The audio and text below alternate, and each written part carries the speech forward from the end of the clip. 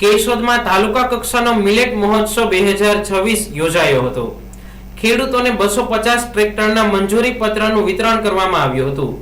કેશોદના પેથલજી ચાવડા આહિર સમાજ ખાતે પીએમ કિસાન ઉત્સવ દિવસ નિમિત્તે તાલુકા કક્ષાના મિલેટ મહોત્સવ 2026 નું આયોજન કરવામાં આવ્યું હતું।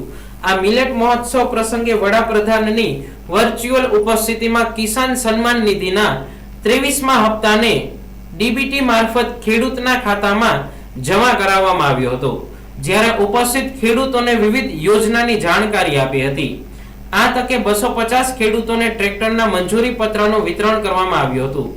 આ કાર્યક્રમમાં કૃષિ વૈજ્ઞાનિક ડોક્ટર યુએન વ્યાસે ચોમાસા દરમિયાન વાવેતર કરાતી મગફળીની જાત અંગે પરિચય કરાવી પાકને બચાવવા જમીનમાં ભેજ હોય તેવા સમયે પોષણ, ખાતર અને પટ આપવા ભલામણ કરી હતી, જેથી કરીને રોગ પર કાબુ મેળવી પાકમાં થતો ખર્ચ ઘટાડી શકાય, ઉત્પાદન વધારી શકાય। આ પ્રસંગે વક્તાઓએ રાગી, બાજરી જેવા મિલેટ્સ પાકોના ફાયદાથી લોકો માહિતગાર થાય, આહારમાં ઉપયોગ વધતા આંતરરાષ્ટ્રીય બજારમાં માંગ વધે તેમ પ્રાકૃતિક ખેતી તરફ વળવા અને પાચ્ય રેસાની વધુ માત્રા અને ભરપૂર માત્રામાં વિટામિન, મિનરલ્સ મળી રહે તેવા પોષક ધાન્યોને આહારમાં ઉપયોગમાં લેવા સલાહ આપી હતી।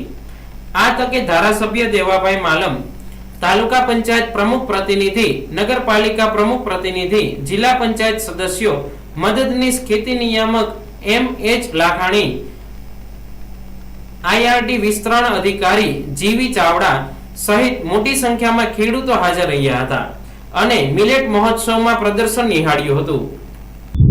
એમ.એચ. લાખાણી, મદદનીશ ખેતી નિયામક, જિલ્લા પંચાયત ગીર જુનાગઢ।